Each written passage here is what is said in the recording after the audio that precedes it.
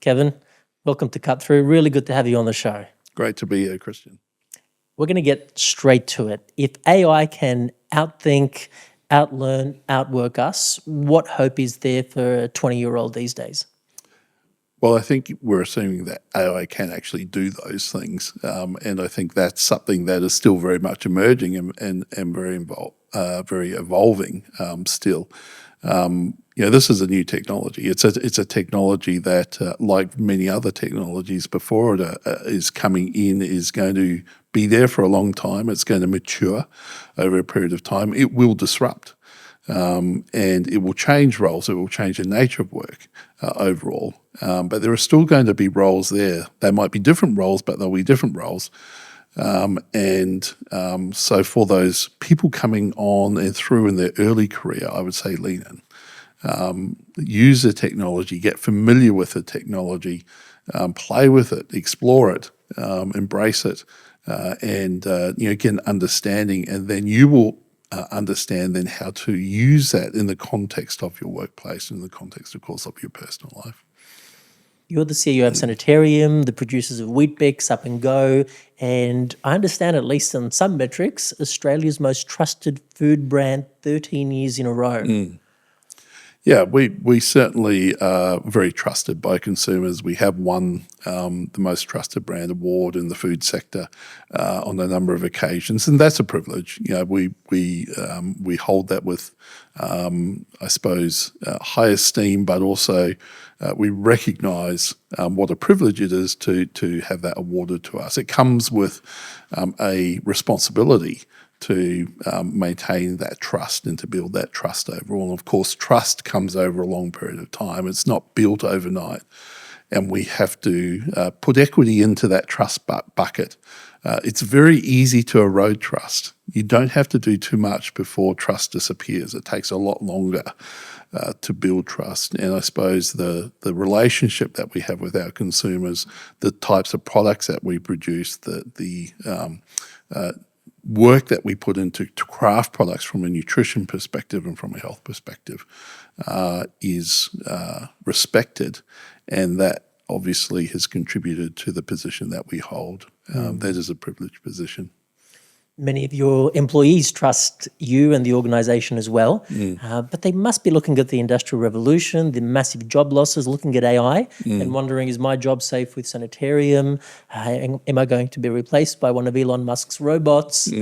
What do you have to say to them and others who work in similar industries? Yeah, look, I think that's a good question, and we are going to see some roles change over time. But in that environment, there will be new roles emerge. So in a changing environment, you sometimes see roles destroyed, but you see roles created as well. New roles that didn't even exist before, that we probably didn't even comprehend.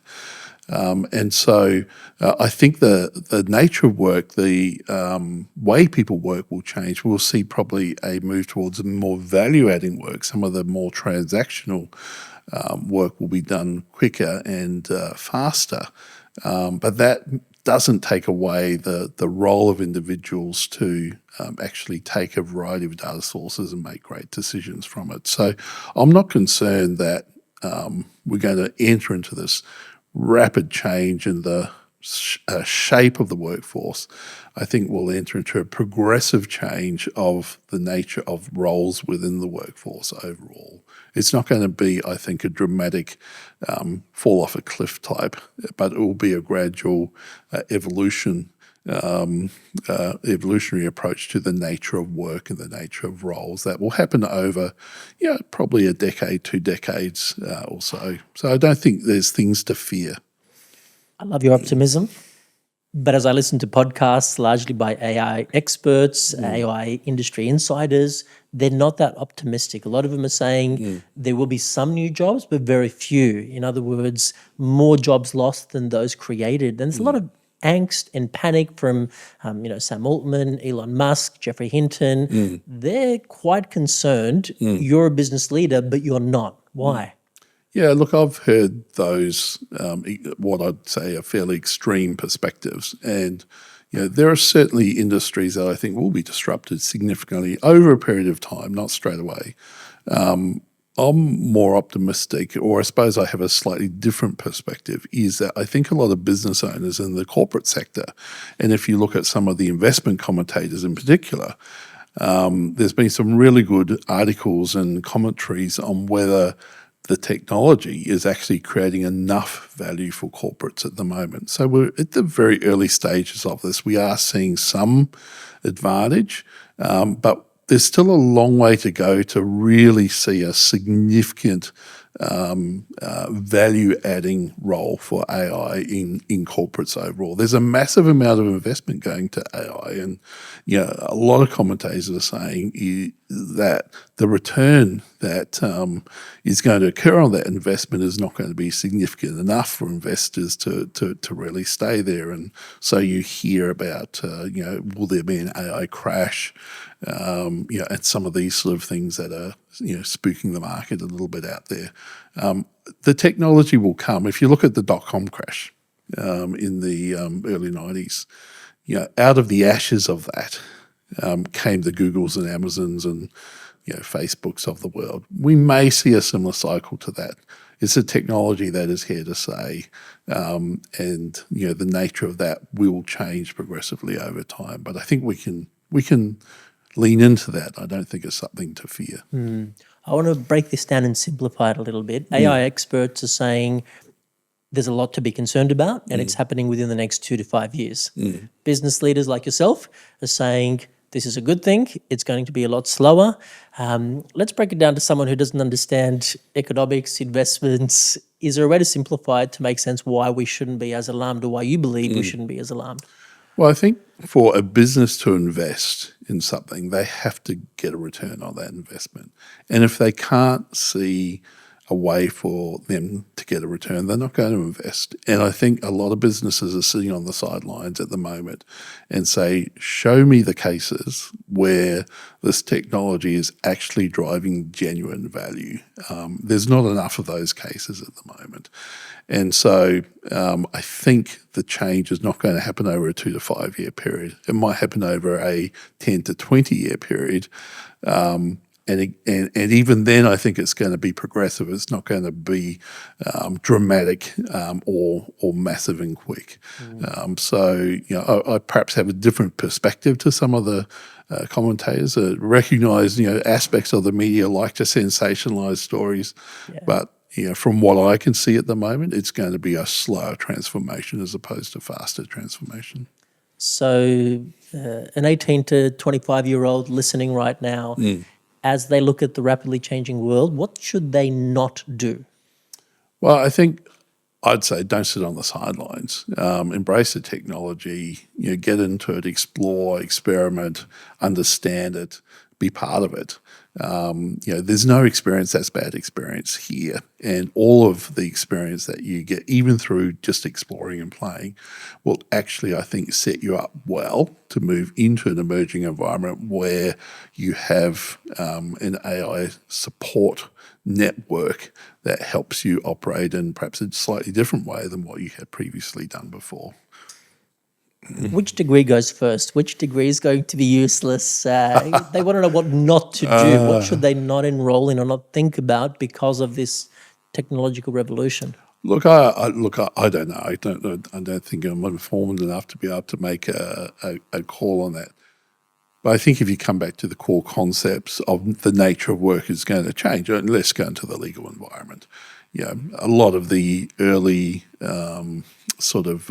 graduate work in a legal environment is doing massive amount of research and case work to help prepare for cases. That's going to change, right? It'll be done in a different way. It will be synthesized in a different way. And so the nature of that role is going to change. I think it will still be there. But there'll be broader decision support tools than are there currently. Of course, that occurred with the advent of Google as well, where instead of going to books and hard copies, you'll be able to search online. That made more knowledge available and it made it more accessible and quicker to access, but it didn't take the role away. It just augmented the role so it could be done better. A lot of commentators, a lot of influencers are saying young people shouldn't even go to college, to university. It's a waste of time. What are your thoughts? I would disagree. I think college and university are valuable. Probably if you think conceptually, what does a degree do? What does it challenge you? What does education do overall? It helps you to think. It gives you frameworks to assess, to compare, to make decisions on. And so whatever your degree, you're going to be exposed to information for thinking purposes and decision-making purposes. That's a good thing. So I would certainly encourage people to continue to go to university. What would be the top 3 skills or capabilities that AI can't touch in your estimation? Look, I think disruptive ideas is a really big one. And, as a company, we do a lot of market research. It's very rare that somebody participating in a focus group or, answering a questionnaire will come up with a disruptive idea. And so you don't generally see new stuff come through your research process. It's more about insight into your existing stuff. I think it's similar with AI. Whilst we are seeing a lot of really interesting synthesis of data, the value add to that data is still coming. It will come over a period of time, but we're in the early stages of creating new jigsaws and different jigsaws and disruptive jigsaws. There's still a role to play with people bringing great thinking to the table to be able to create some of those jigsaws. Young people, or many young people, are feeling overwhelmed at the moment, financially, directionally, emotionally. Where do they start?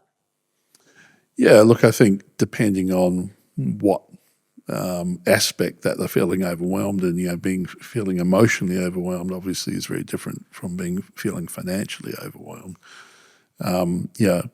What I would advise them is don't feel like you've got that by yourself. Go and talk to people, go and share it with other people. Seek out experts that can help you in those spaces.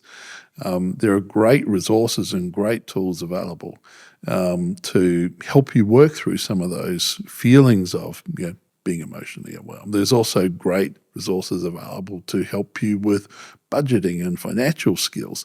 So, don't feel like you've got this by yourself. You haven't got it by yourself. There are people out there and resources out there to help you through some of these situations. Now I want to talk about your journey. You became Sanitarium CEO at about 32. Many young people at 32 are still trying to figure out the purpose of life. Why did they choose you at 32? That's a really good question. I'm not sure I can answer that question. Why do you think they chose you? Why do I think? I think they wanted someone to come and give some fresh thinking to the business. I had been in the business for a few years, and I was able to take an aspect of the business and turn that around and get it into an okay place and bring some sort of innovation to the market. And for whatever reason, they thought that was okay. Was that particularly unique or special? No. Did I do that myself? No. I had a great team that I worked with. I think it was more about timing as opposed to anything else, Christian. If I was in those positions, I wouldn't have done it. So it was a pretty gutsy move, and that's credit to them for taking a gutsy move like that. But it was a pretty high risk of not working as well as working. So. I heard a rumor that Sanitarium was quite close to collapsing, and you were a bit of a Hail Mary. Is that true? No, I don't think that's absolutely true. Look, the business was in a state that needed investment. It needed modernisation of processes and systems overall, but the core of it was actually really strong. It was a very strong business and had been for a long time overall. And so it was a diamond that needed polishing, but I don't think it was really close to collapse. And so, my role really was to come in and help just repolish that diamond and modernise the organisation. I was really lucky that I had some great people around me to help me on that journey, and we were able to get the business moving. One day when you finish up at Sanitarium, what have you left behind? Look, I don't feel particularly wedded to the concept of legacy. I look at the business overall and I go, my role in the business is to take it a few steps on a journey, and then it is to hand over to the next person for them to take it on a few steps on the journey overall. If I can hand the business over in a better place than I took it over, I think I'd be comfortable and satisfied that I've been a good steward of the asset that has been entrusted to me for a period of time. So, that's my goal, is to pass it on in a great condition to the next generation of leaders coming through, and then they can continue to take it on a journey after that. What is that better place that you've taken it to over your tenure? Well, I don't know. Our industry has changed enormously over my period as CEO. Our whole go-to-market process, our whole supply chain way has been automated and systematized, and it's a completely different industry now to where we were 25 years ago. It's a good thing. It's evolved well. In the Australian-New Zealand context, we, from an industry perspective, are leading the world in many of the things that we're doing. And so, we're lucky that we're in that environment. Overall, it's been good to be part of that journey and that part of that transformation. But if I look at the next 20 years, probably the same amount of change will occur again. And the important thing is to continue to evolve, continue to transform, continue to lean into the challenges and the changes that will occur over that period of time. Have you ever experienced imposter syndrome? Imposter syndrome? No, just explain that to me. So imposter syndrome is where you feel like you shouldn't belong in the role. People will find out that I'm a fraud. I really don't, I shouldn't be here. Anything like that? Every day. Every day. Yeah, I have a strategy, Christian. I have a strategy is surround yourself with great people. I think from a leadership perspective, it's all about people. And I've been very lucky that I've had a great team to work with. I try and employ people that are better than me, that can, lean in and actually, contribute strongly to the direction and decision-making of the business overall. I see my role very much as the coach, to create the right culture, create the right environment, assist in shaping and molding the plan, and then empowering them to go on the field and actually score some goals. So I've been lucky that I've had a super strong team to be able to work with, and that's been a privilege. Have you made some bad calls? Absolutely, yeah, lots of them. And, I think from a leadership perspective, when you get it wrong, you've got to front up and go, I got it wrong. You're the one that's got to, go into the stakeholders and the board and say, well, we made a mistake. And we certainly have our fair share of mistakes that we've made over time. What I do encourage my guys to do is make a decision, though. Make the best decision you can at the time with the information that you have, with the best intent. If in hindsight that turns out to be a poor decision, well, you made the best decision you could at the time with the information that you had. It's better to make a decision, I think, than to sit on the sidelines and not move forward. Can you tell us a story about when you made a bad call? A bad call story. Well, I think there's, there's a spectrum of bad calls. Did you just get it wrong, or did you try something with good intent but didn't work out? So let's go about getting it wrong. Okay, so just getting it wrong. Look, I think we actually, as a senior team, we did a really interesting exercise a few years ago. We went back over 20 years and we said, let's look at all of the various initiatives that we undertook, and let's assess them against a framework to go, is there any learnings and common themes there? So we selected a Harvard framework that was a strategic framework on strategy and on execution. And we sort of ranked all the things that worked and didn't work against this framework. And what was the really interesting thing that came out of that was pretty much on the strategy side, the strategic insight, and the opportunity. We pretty much got that right every time. Where we got it wrong was on the people side or the structure side. We put the wrong people in, or we had the wrong structure overall. And it was sort of a little bit of a lights on moment for us, because it was like we have to pay a lot more attention to the team side when we start new stuff. We have to really recruit well. And it's been a good learning for us as an organisation to focus on the things that are really going to give you the ability to execute with excellence. Have you ever reached a point in this job where you thought, I should have never said yes? And if so, why? I should never have said yes. Yeah, look, I have. I have. There's been times that I have been persuaded by good and rational arguments to go along with something that in my gut I've been nervous about, but I haven't felt confident enough to say, no, I don't think so. And then how the situation's played out, my gut was right. I should have actually said no.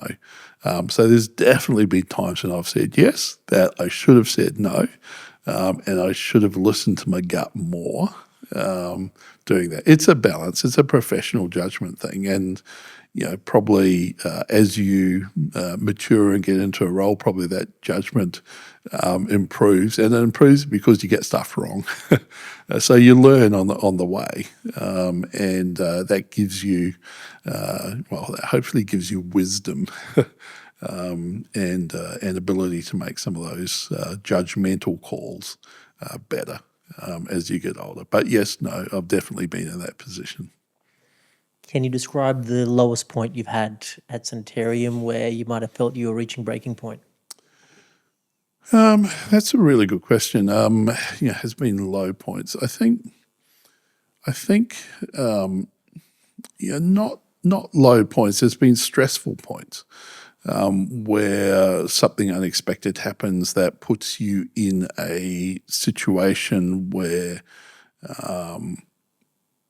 a dramatic impact could happen on the organisation, and that obviously is highly stressful, because the weight of the importance of getting the decisions right as best you can really No, I sits know a lot of heavily stuff's on confidential, but can you tell us a story? you. A story of the weight of something. Well, if you look at COVID, right. That was a dramatic change over a very, very short period of time. If you look at the alerts that we were getting on potential pandemics, that was sort of in the January. By March, we're in lockdown. So within an 8-week period, we're in lockdown. So when you look at where we were getting supply from, where we were getting machinery from, all of that changed overnight. We had to get staff out into their homes overnight, and we had to support them with systems. At the same time, we had to keep factories running, and you'll recall there was a massive spike in panic buying across that period of time. So shelves were just emptying out, demand was high, and of course we were trying to keep our people safe as well. So the amount of time that went into that was just phenomenal, because things were constantly changing every single day. So to keep factories running, people well, people productive, try and keep morale going, scraping to find parts for machinery. We were going to local providers, getting parts 3D printed to keep machines running. All sorts of really amazing things, but really, really stressful environment where you were putting in big hours and long hours, and the weight of the impacts of getting it wrong were pretty significant. If another pandemic hits, how would you do things differently? Well, I think the experience of one prepares you better. for the next one. It'd be the nature of the pandemic would be interesting. It's hard to prepare because are you going to build safety stocks? What is the nature of the disruption that's going to occur?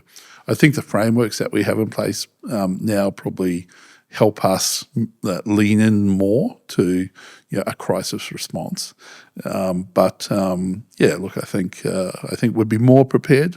Would it still be hard? I think it would still be hard. Absolutely. Have you ever felt like quitting? Look, I think you have bad days. Every job that you have bad days. And I'm not really the sort of person that goes, I have a bad day, I want to quit. It's more, when you get to the end of a contractual period, you sit down and you reflect and go, have I got the energy? Have I got the passion? Have I got the drive to continue in the role? And I've certainly asked myself those questions. And I think if you don't, you shouldn't be there. You should actually act responsibly and go, no, it's time to hand over. At this stage, I'm still passionate about it, still challenges in front of me. I've still got a great team, and we are achieving some things. So I'm there at the moment, but there may well come a time where I go, it's time to hand over. Through this journey, what has pain and the challenges you've faced taught you about yourself that success probably wouldn't have? Well, I think failure is a good thing, and because it gives you resilience. It gives you wisdom. It gives you the opportunity to reflect. It gives you the ability to challenge yourself on what you would do differently, and how you would do it. It's a very interesting thing, I think, if you think about human emotions. We experience joy as humans. We wouldn't, the highs of joy wouldn't be as big if we didn't experience lows. So the experience of lows gives us the ability to experience the highs as well. The lows teach us stuff. And they are, I think, often you may not feel comfortable when you're going through some of those lows, but as you look back on them, you go, that was actually a good experience for me to learn from it, and it was good for my resilience and my growth, personal growth overall. So. Failure is painful, and social media influencers, commentators are molding a generation that is almost pain adverse and failure adverse. Young people aren't trying new things because of the fear of failure, which will lead to pain. How do we get out of that? What would you say to them? Yeah, look, I think that's a very real issue, and I'm generally concerned sometimes about the resilience of some of the generations coming through, because we have systems in society now that are tailored to not recognise failure, and I think that is potentially detrimental in terms of mental health, in terms of building resilience, building a propensity to try things overall. So that's a societal issue. And we just have to look at the explosion of mental health issues to sort of bear witness to what's happening in that resilience space overall. I think that's concerning. I don't think people should fear failure. I would strongly suggest people try things, and it's okay. It comes back to, for me, Christian, it comes back to the concept of self-worth. And from a Christian worldview, and I come from a Christian worldview on it, the concept of self-worth is, where do I get my identity from? Where is my value overall? And what I see from society and in the workplace is, if an individual's value is tied up solely in their performance or solely in what other people think about them, that can be a problem. Because whenever someone says their performance is not good, or whenever someone's opinion of them changes, they can be hugely destabilised. That's not a good thing. But if my worth stands independent of that, then I'm far more resilient, because it doesn't matter whether I'm performing in a particular role or not in a particular role, because it's not impacting my value. It's not impacting my identity as an individual. Now, you've mentioned you have a Christian faith, you have Christian values, you're a rational, logical, successful businessman, CEO. How does faith work with the logic, the rational part of your brain, the scientific world that largely dismisses or ignores faith? Well, I think the two go hand in hand. To be honest, I don't see them as mutually exclusive at all. As you say, but I am a logical person. My best subjects at school were science and maths, and the very much the administrative, detailed sort of disciplines overall. And so, I don't come from something from an emotional perspective, at least initially. I come from a logical perspective and a rational perspective. It's sort of like, well, prove it to me. Show me the data. Give me evidence for this. And yes, I certainly subscribe to the Christian faith tradition, and that is as much on a rational basis as it is on an emotional basis for me personally. And there are I think, very strong rational arguments and even scientific arguments that contribute to that perspective. Give us some of those. What are those rational arguments that allow you to believe in something that you can't prove, you can't touch, see, smell? What is it for you that persuades you? I think if you look at the alternative perspectives and you sort of naturally project those out, I go, well, I want to resonate with something that gives me hope for a future, something that gives me identity, something that gives me purpose and meaning overall. And certainly a Christian worldview does that, I think, in a very unique and special way, versus an atheistic view, for example. And I have some very good friends who are atheists and respect their worldview very much. But what for me I couldn't get my head around is having a worldview that really doesn't have any hope or anything that is giving me the sense of what is humanity all about. And I think for me, the Christian worldview certainly does that. Some people might call that a crutch. No, I think I've heard that expression before.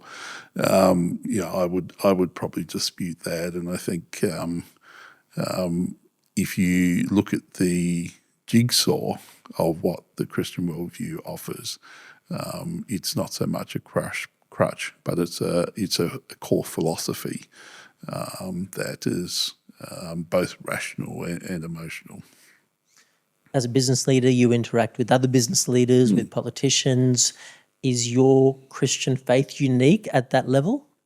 No, look. I, as you say, I've interacted with a huge variety of different people, a huge variety of people with different worldviews and different faith traditions, and even within our organisation, we have a huge variety of worldviews and faith traditions and non-faith traditions as well. I come at that from a perspective of respect and understanding and inclusion as opposed to exclusion. But certainly I come across people that would share my worldview across all levels of society, from politicians to business leaders. And the like. So there's a great diversity out there, Christian, of different things. I find that fascinating. I love talking and debating with people on these subjects. It's a very interesting area to explore. In your faith experience, is there any room for doubt? Absolutely. I think there's got to be room for doubt. I think doubt actually is similar to failure in many sense. It builds resilience. If you don't doubt, then I don't think I think it's a blind faith. And so, particularly coming from a rational perspective, you've got a question. And I don't think that any of us have all the answers. And the analogy that I use to sort of paint that picture is I think all faith traditions are jigsaws, and the Christian faith tradition, I think, is no different to that. Is we have a jigsaw, and across our life we put pieces into that jigsaw. There's still gaps in that jigsaw. There's pieces in that jigsaw that you go, well, I can't see that at all. But when you step back, the question I would ask is there enough pieces in the jigsaw for you to see the picture? And if you can see the picture, you can have faith that the rest of the pieces are there, even though you may not understand what those pieces are. I'm really interested in one of your gaps. One of my gaps. Look, I think the whole area of suffering is a huge gap from a perspective of Christianity that some people find difficult to understand. I have a perspective on that that I feel comfortable with. But that's something that has evolved over time. I'm in a different place on that now to do that. So the gap that is there for me has changed over time. And if you go back to the jigsaw analogy, sometimes when you're putting jigsaws together, you put a piece in, and then you come back and you realise that the piece is in the wrong place. And you take that piece out and you put it in a different place, or you put it aside for putting in at a later point of time. I think the Christian experience is a little bit like that. You do construct jigsaws. You do sometimes put pieces in, and you recognise later they're in the wrong place and they need to change, and so you take them out and change them, or either put them to the side and go, well, actually, I don't quite know how that comes together overall. But again, can you see the picture? And if you can see the picture, that's, I think, what faith is. When and why did you decide to believe? Well, I was brought up in a Christian environment, and so I was surrounded by that influence. I was surrounded by a family that was nurturing and supporting, loving. I was very, very blessed from that perspective, and so I naturally lent into that. But to your point, and I think everyone at some point goes through their own questioning period. Is this for me? Do I actually believe what I was brought up to believe overall? So I certainly went through that period of time. And I came out the other end going, actually, yeah, I actually do. And for different reasons. Because I explored before, because I discovered and I reconstructed my jigsaw. That's in a slightly different place to perhaps it was earlier in my life now. What were that one or two key things as a teen that made you say, this is for me, I'm persuaded, I'm convinced, this has carried me across the line to have faith of my own? Yeah, look, I think the understanding of the nature of God was a big one for me. I think if you look at the way the media portrays a Christian God, it's very judgmental. It's very arbitrary. It's harsh. You turn up at the pearly gates and you're either in or out based on what you do. That's different to my perspective. And I understand different people have different perspectives on some of these issues. My perspective changed when I understood more about what I believe Scripture suggests God is, and the nature of that, and the concept of belonging and being part of something larger, being part of a plan, and that plan being established for my benefit and my purpose overall. And so just reframing my perspective of the nature of God was quite instrumental to that maturity of faith. When has your faith cost you dearly? Opportunity, money, reputation? I've got to be honest, I haven't really ever been in an environment where it has cost me massively. I've been in environments where it has excluded me from certain things, or I've excluded myself from that.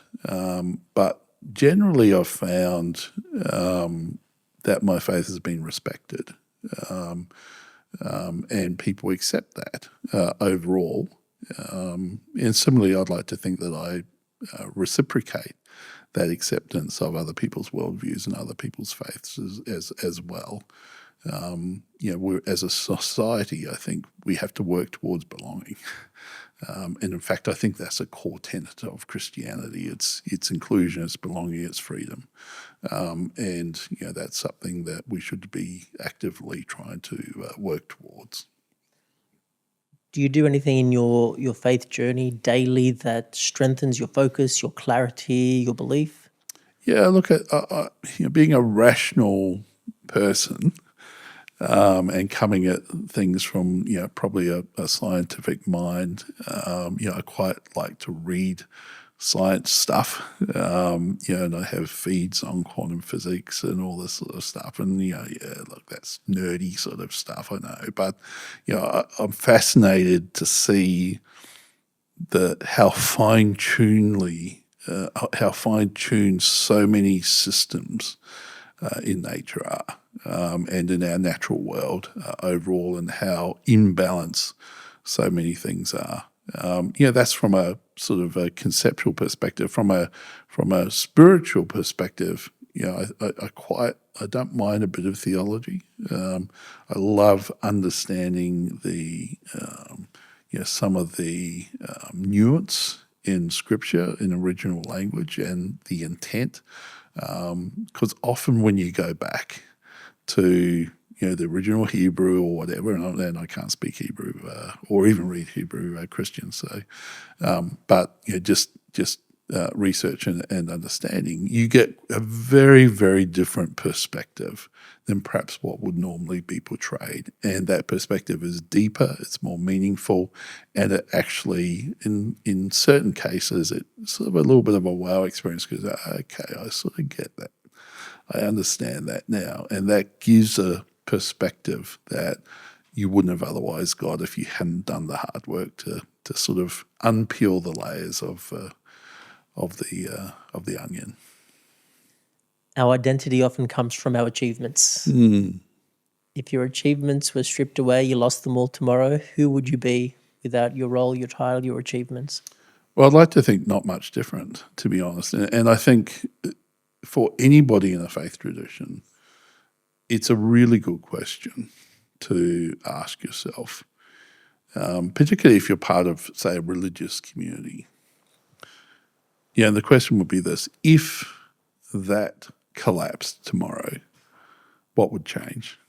Would your beliefs change? Would your outlook change? Would your worldview change? And for me, it wouldn't.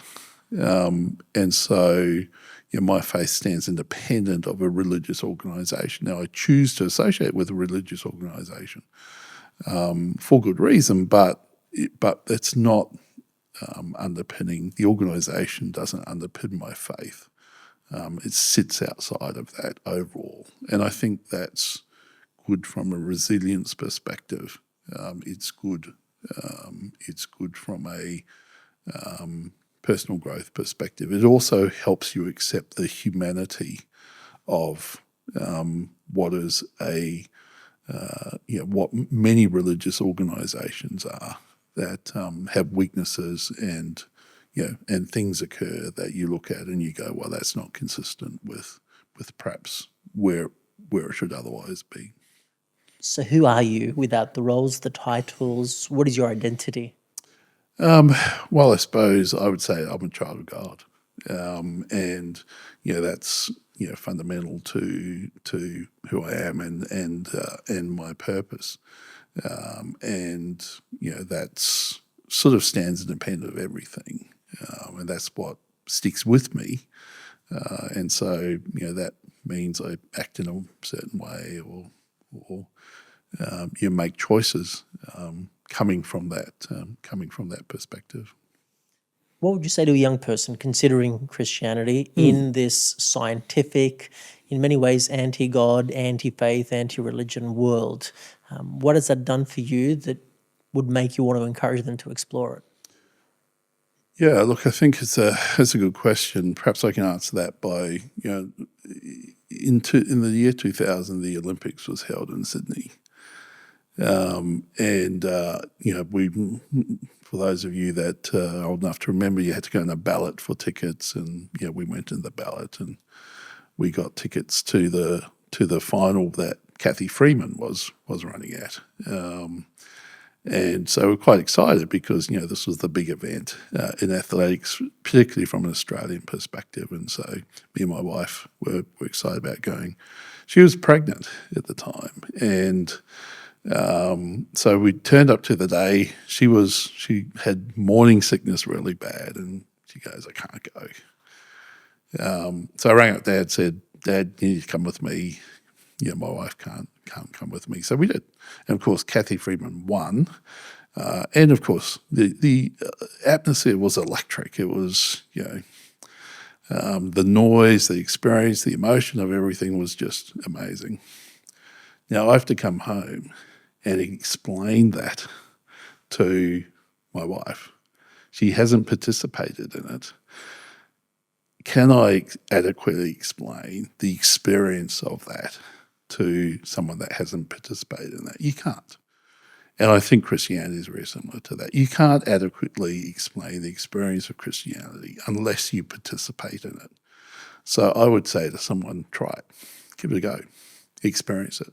Have a curious mindset towards it. Put aside everything that you've heard before, everything that you've heard in the media. If you have an interest, lean into it and give it a go, give it an exploration and see where it takes you, and see whether you grow and develop in that at all. So that's what I'd recommend. Would you suggest doing that even if you don't believe? Absolutely, yeah, absolutely. And what does it look like when you say experience it? What does it mean to someone who doesn't believe, he's open, he's curious, but doesn't believe? Where would they start to experience this? Well, I think different things for different people. When I come from a rational, logical mindset. So if it was me, I would be researching stuff. I would be questioning stuff. I would be, I'd probably do the hard work, by myself before I leant into something. But ultimately, you got to go and act on something to get into that experience. What does that action look like? I think it's going to be different for different people. It's interesting if you look at the way that cars are sold now. Previously you'd turn up to a dealership and you'd have someone, coming out and telling you everything about the car and trying to convince you this is the car. If you go and talk to car dealers now, they say people know what they want before they come on the lot. They've done the research. They know the options they want. They know the colour they want. They know exactly the specs of the car. All we have to do is get them to sign on the line. So it's a very different pathway overall. And I think there are unique pathways for different people based on their background, based on their experience, based on their existing worldviews and traditions overall. So all I would say is come with it with a growth mindset. Come at it with a expression of curiosity. And just be prepared to explore. How do you cut through the noise in exploring faith with all the varying and contradictory views online, social media, now with AI? Yeah, it's a really good question. I think it's hard. What social media has done is create a mass amount of information unfortunately, there's as much error as there is fact, and that's across pretty much every subject overall. So how do you navigate through? How do you decide what's fact and fiction through that? I think it's hard if you're just relying on social media. You've got to go back to the core and really do the hard work of just resonating with the core. Talk to people who you trust. Is there anyone in your network that has that worldview that you can just go and have a conversation with and say, just tell me about it overall. So I think there's different pathways for different Sounds like people. you're promoting two things that don't get done very much: have conversations and read books. Yeah. Well, I think you read books online. There's digital ways of participating, but there's great podcasts out there as well. There's other digital forms. There's YouTube. There's all sorts of things that can, I think, positively feed you, but just I think come up with a discriminatory mindset. Just don't accept everything and that's good and bad. I think we've got to bring a filter to our approach to a lot of things in life, and this is not unique. What do you think is the biggest thing people misunderstand about Christians? I think the biggest misunderstanding is the concept of Christians are nice, all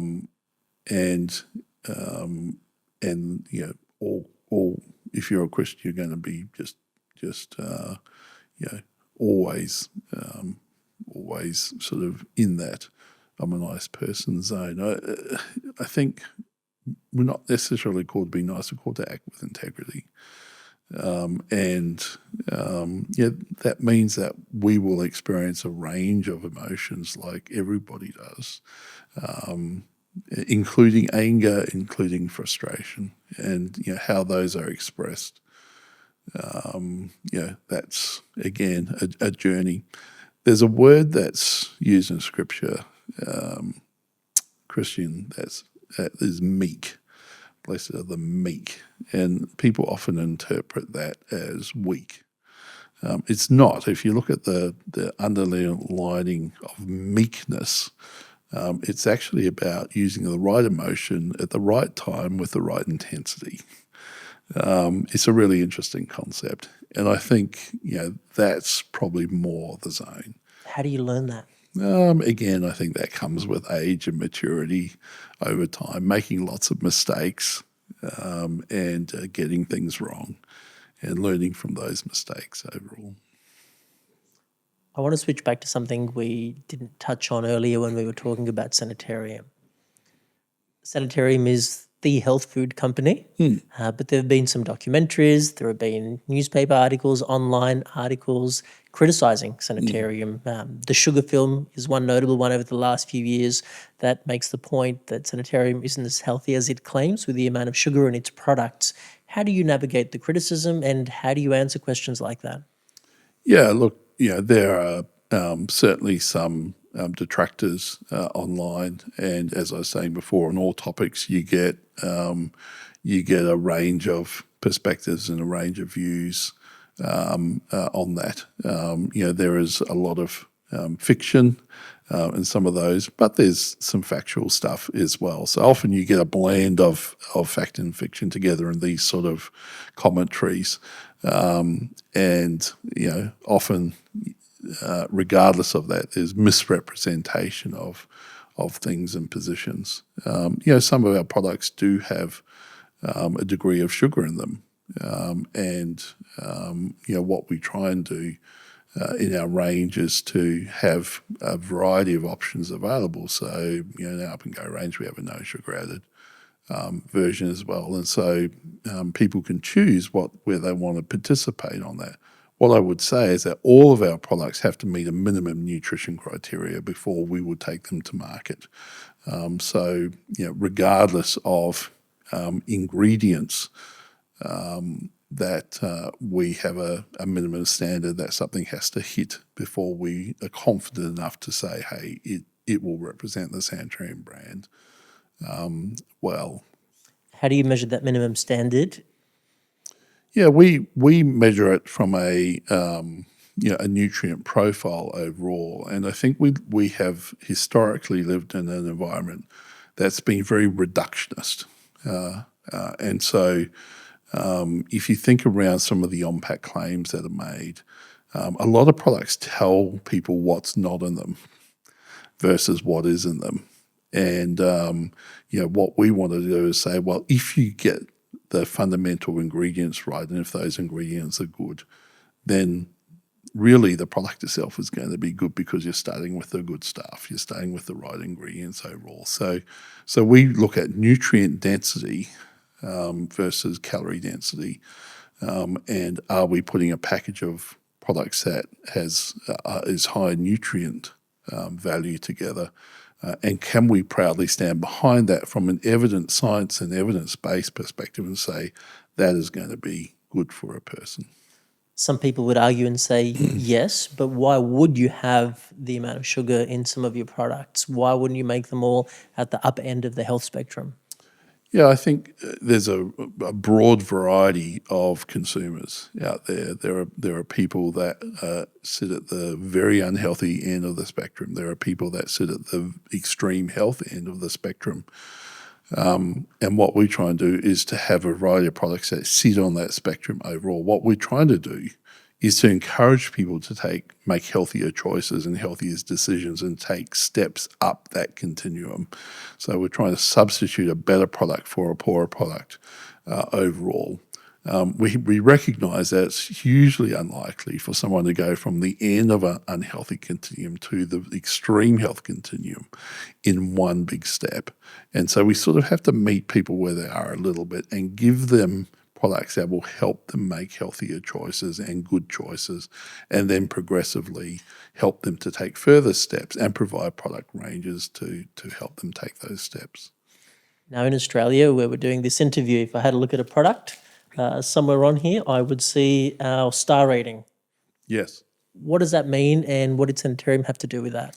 Well, a star rating is a representation of the underlying composition of the product, and whether it's fundamentally okay or not. So it's called a front of label representation, and there's a variety of different front of label representations around the world. Australia and New Zealand are unique in its star system. And that's an algorithm that was developed within the industry overall, and we certainly had a role in inputting our views into the development of that algorithm. Some of those views were accepted, some of them weren't accepted, but we were part of the industry that helped develop that front of pack rating system. Speaking of industry, I'd love to come back to our young adults dealing with career and the future ahead of them.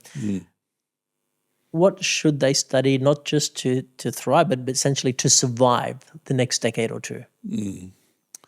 Well, look, I'm a firm believer you've got to study something that you're passionate about. And so, probably the complexity is that when you're young, you may not know. And so, you might have an idea of some areas that you're interested in, but you may not know the one that is going to be absolutely right for you. And so my advice would be start. Don't get too hung up on where you're going to end up. Just start somewhere.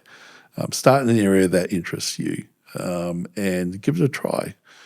If you get to a point where you go, hey, it's not as interesting or it's a little bit different to what I thought, then you don't have to stay there. You can change. And so if you're feeling in an uncomfortable place, you've got choices, and people generally have more choices than what they think. And so don't be scared about moving and making a different decision and perhaps going in a different direction if that's what you need to do. Your career will change over your lifetime, and that's okay. That's probably a good thing overall. How could young people balance the idea of working for passion and paying the bills, with especially the high cost of living in a lot of the Western world? Yeah, that's a really good question, and I'm very cognizant that you got to get a start somewhere, and so the absolute fit between passion and paying the bills may not always be there from day one. I did a lot of retail work and warehouse work and even factory work when I was growing up. They were areas that I didn't necessarily feel a particular passion towards. But what I'd say, they were great experiences. I learned a lot through those experiences. So even if an area is not your passion area, I don't think, as I was saying before, any experience is a bad experience. You will learn things that will be of great value to you in your career, even when you're working in an area that may not be where you're ultimately going to end up. So would you see a bit of a hierarchy for young people? Start by paying the bills before you work towards passion? Is there a bit of a progression? There can be, and I think, again, this is a different pathways. If you can get in early, do something that you're really passionate about and pay the bills, of course, that's fantastic. If you can't, I think you can get there progressively. It may take a little bit longer to get there, but I would be confident if you are intentional and continues to make choices, you will get there. But pay the bills first. Well, you've got to pay the bills. You got to pay the bills. What about young people that are thinking of starting their own business? What advice would you give to the entrepreneurial? Yeah, look, I think that's a big step and a risky step. And so many small businesses fail within the first 5 years of establishment. So what I would say, if you're serious about that, go and talk to some people and get some great advice. Talk about your idea, talk about your business model, talk about how much you need to invest to get it going, where you believe the opportunity is. Do you have competitive advantage? Do you have a value proposition that really resonates with what you believe the target market is? Go and get some really great advice so that you have a really good understanding of the risk that you're taking and the way that you're going to attack setting up the business overall. Now, aside from paying the bills, whether you're setting up your business or you're working in trades or a degree and a professional, what's the purpose of work? What's the purpose of work? Well, that's a really conceptual question. Careers, work. Why have it? Well, I think the purpose of work should complement your personal purpose, and if you go back to why are you here, what are you here for? I think for me, the most alignment happens when you can, or the most passion comes through when you can align your work with your personal purpose overall. If that's in a service capacity, fantastic. But the more you can get alignment there, I think the better, because you are achieving what you're trying to achieve in your life at the same time as you're contributing to society through the activity that you do in the workplace as well. I think what I would observe where I see tension in people from a workplace perspective is when they're fundamentally there's a disconnect between who they are and what they want to do and what they're actually doing in the workplace overall. And usually that ultimately resolves with them moving into another role somewhere. A lot of commentators and influence encourage young people to approach careers in two ways, either self-fulfillment, it's all about the emotions, the satisfaction, the joy it brings yourself, or self-achievement, the attainments, the accolades, the status, the wealth.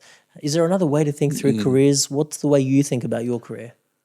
Well, I think the concept of self-actualization is really interesting here. Self-achievement versus self-actualization. One is all about me. The other is how do I live my best life, which is, how do I live in alignment with who I am. I love Jim Collins. work. Very old now, or one of the originals, let's put it. But I think just really sensible work, and he did. I think the founding book was Good to Great, where he looked at different leadership approaches. He looked at successful organisations and what was the secret sauce of successful organisations, and he came up with a ladder, a hierarchy of leadership maturity.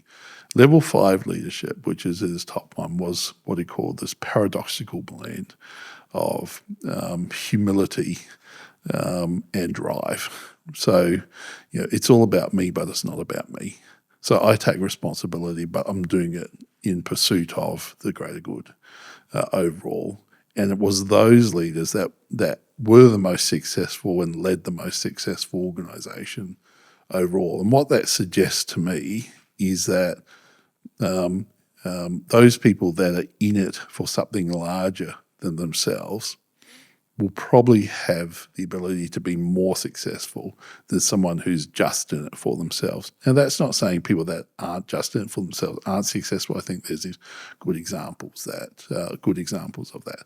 I think there'll be more satisfaction and potentially more success if you take a slightly different path.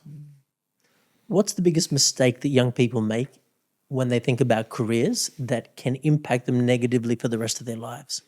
I think it comes back to what I was talking about before. They feel locked in to something. They start and this is going to be my career and I can't change. And, I think someone starting out in their career, I think, puts too much weight on that. And, of course, what we know is you can change and lots of people change across their career. And so coming at your career from a journey, thinking about the skills that you can learn in any role overall, all of that's going to set yourself up well to move and have a different and, I think, successful career. So a young adult, young man thinking about careers right now, what are the 3 things they could do in the next 30 days to maximize the opportunity for success and to ensure they don't get erased or made irrelevant by AI? Wow. Well, that's a huge. That's a very broad. That's a very broad thing. What could they do? Well, I think just think and research on. What are the areas? What are the areas that interest you for a start? Just think about that. What are my hot skills? What are my talents that I have? And what do I do with that overall? What do I want to achieve in life, and who am I? What's my purpose overall? What really makes me feel passionate about something, and can I lean into that space overall? From an AI perspective, I think I'd just go back to what I said before: is lean into it, explore it, and play. Get familiar with tools and different models and whatever. You've mentioned purpose a few times. Where do you get your purpose from?